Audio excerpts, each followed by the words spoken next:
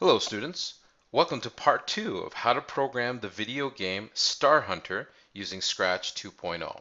Alright, so I've signed out. I'm going to assume that the end of the period came and that you need to sign back in. So I'm just going to show you how to do that. So we'll sign in, and again your username is your student number,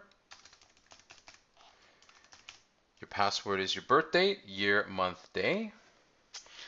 All right, so in this case, we don't want to create a new animation. We want to go back to our Star Hunter game. So we should be able to click the down arrow here in the top right-hand corner next to your student number, your username, and we should be able to go to My Stuff. So I'm going to click on My Stuff, and I should see here my Star Hunter project. So I'm going to click See Inside, and that will load the project, and I'm ready to go. Okay, so far we've created a video game in which we have a background, we have a sound effect, and we have a main character, a cat, moving inside the screen, an underwater scene. Okay, so what we're going to do is we're going to add an enemy this time. Most games have some type of enemy which you have to avoid, which ends up chasing you around the screen. Okay, so we're going to add a new sprite. So in our sprites list, we're going to add a new sprite here. Choose sprite from library. And what we want to do is we want to scroll down and I want to look for octopus. So I think there's only one choice here.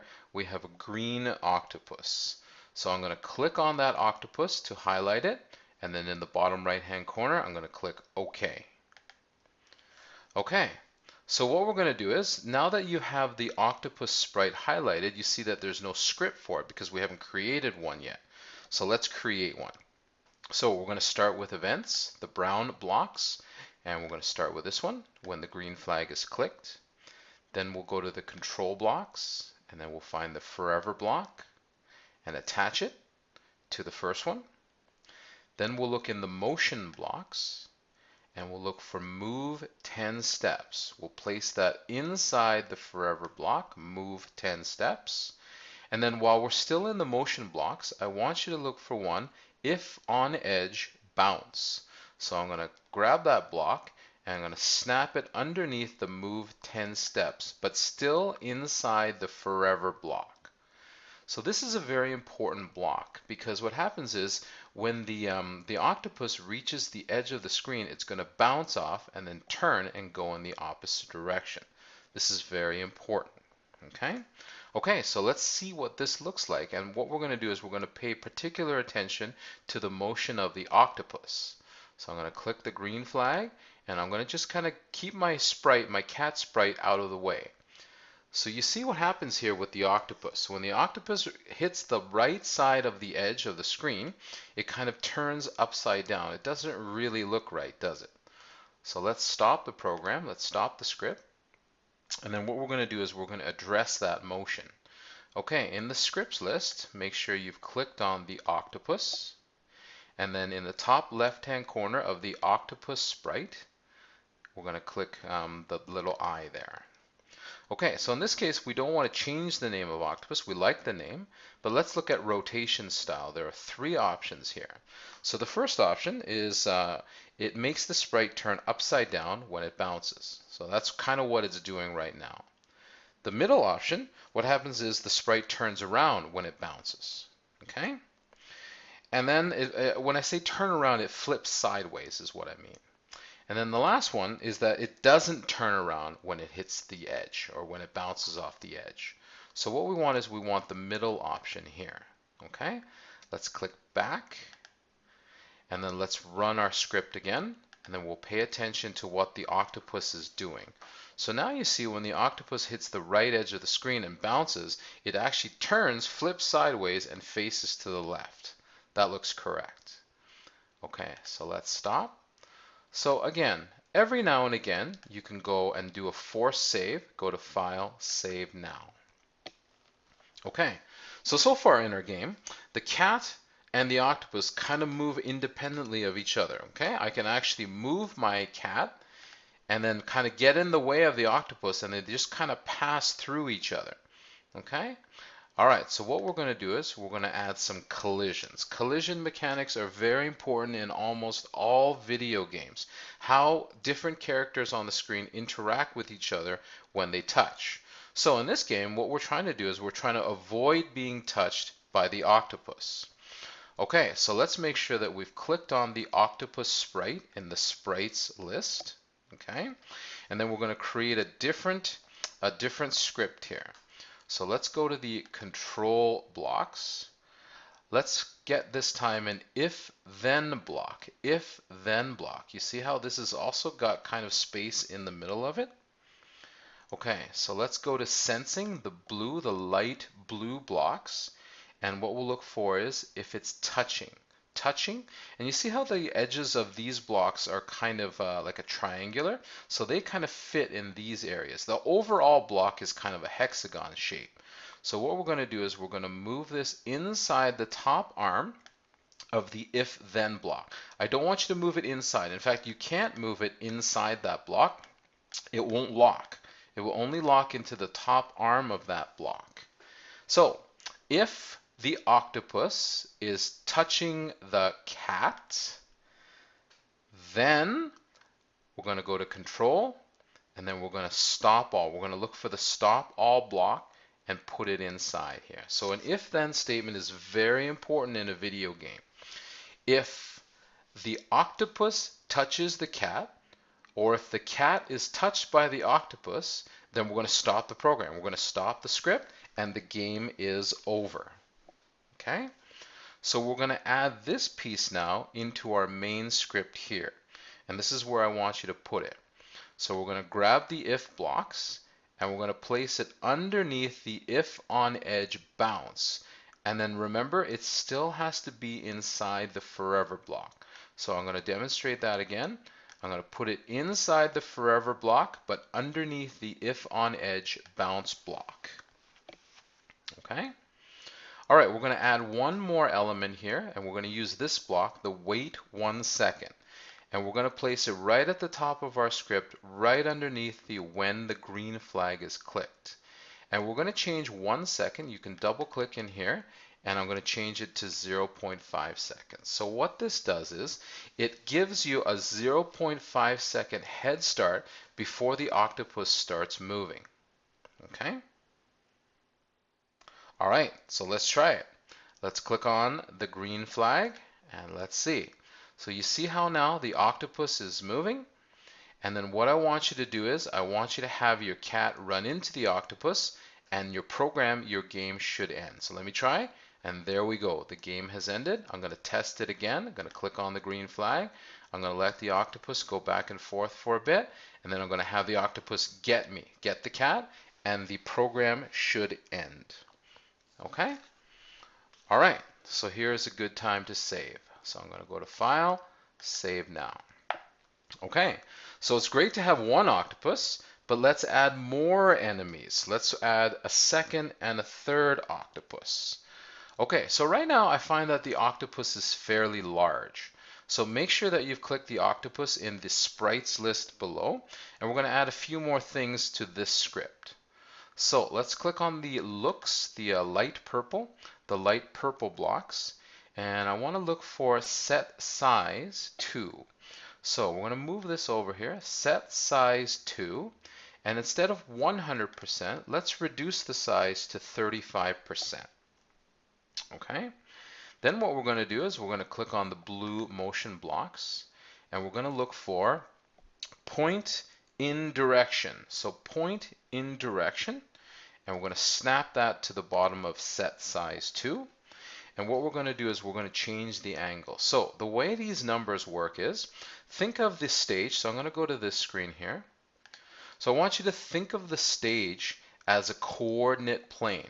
So if we have the x-axis, a horizontal line cutting through the middle of our stage, and then we have the y-axis, a vertical line cutting through the up and down through our stage, that is our coordinate grid, our x and y axis. Okay, so I want you to think of this here, this position, as 0 degrees.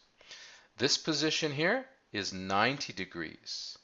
This position down here is 180 degrees, and this position here is negative 90 degrees. Okay, so if we know that, we're going to change the direction to 135. So what this does is it will move the octopus in an angle down towards the right-hand corner at first, and then it will bounce off this corner and then move back. Okay, so now that we've got these two kind of locked in, we're going to place them at the top of our script, again, right underneath the when the green flag is clicked. So let me see if I can demonstrate that again. Sometimes these get locked together. So this is what the script looked like. These are the two new blocks, and I'm going to place them right underneath the first block here. Okay? All right, so let's see what that does. So let's click on the green flag. And a couple things I want you to notice. Number one, the octopus is much smaller.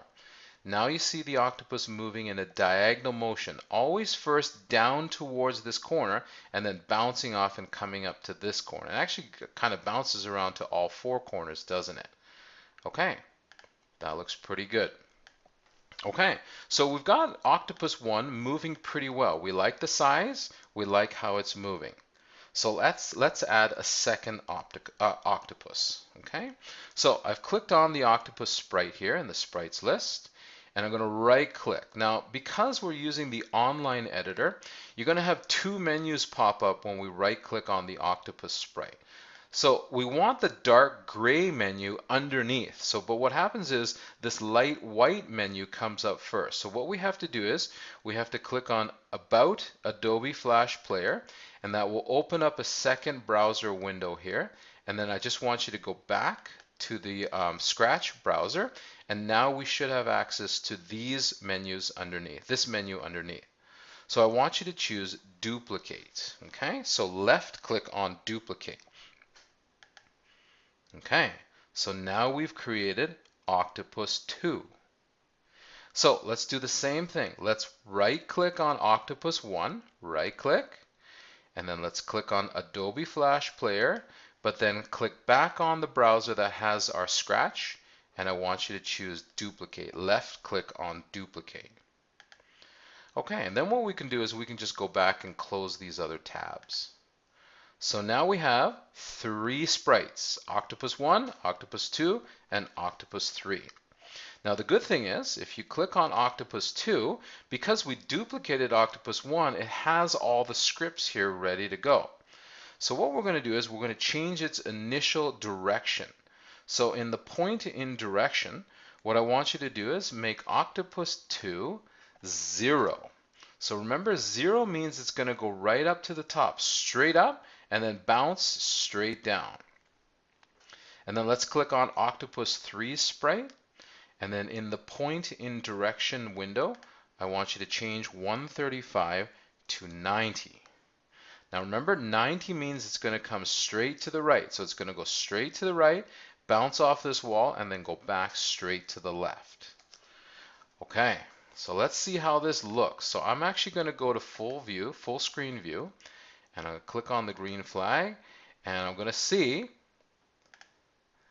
I'll see how those three octopuses now are moving in three totally different directions.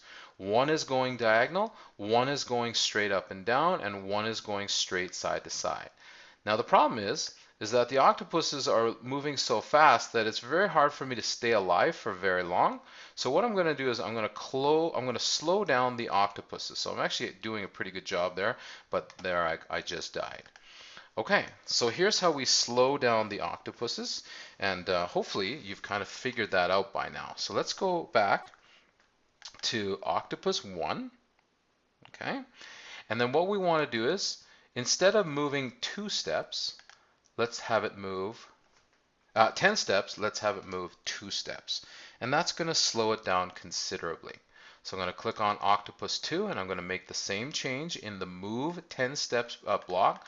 I'm going to double click, and then I'm going to change it to 2 steps. And then for Octopus 3, I'm going to do the same thing, double click in here, and change it to 2 steps. Okay? Okay, so now let's click on the green flag, and we'll see that the octopuses are moving a lot more slowly. Now, it might seem very slow to you right now, but what we're going to do is we're going to do some tweaks later to make it a little bit more challenging. Okay? Okay. So let's make one of the octopuses move in a random direction. So let's go back to octopus 1. So octopus 1 was the one that kind of went down diagonally. Okay, so I'm going to show you how to change its direction so it seems more random. Okay, so what we want to do is we want to click on the green operators blocks, and we want to pick this one called Pick Random. So you notice how the sides of this box are now rounded. So they can't really go inside these other blocks. So these can only go inside rounded areas. So I'm going to put this where I have 135, and it should highlight and it should insert into there. Okay? All right. So now what we want to do is pick random from, and I want to change 1 to negative 179 and 2 180. So basically this is just picking a random direction in a 360-degree motion. Okay? All right, so let's see how that changes. So what we want to do is we want to look for that octopus 1 to see it moving in a random direction. So let's click on the green arrow.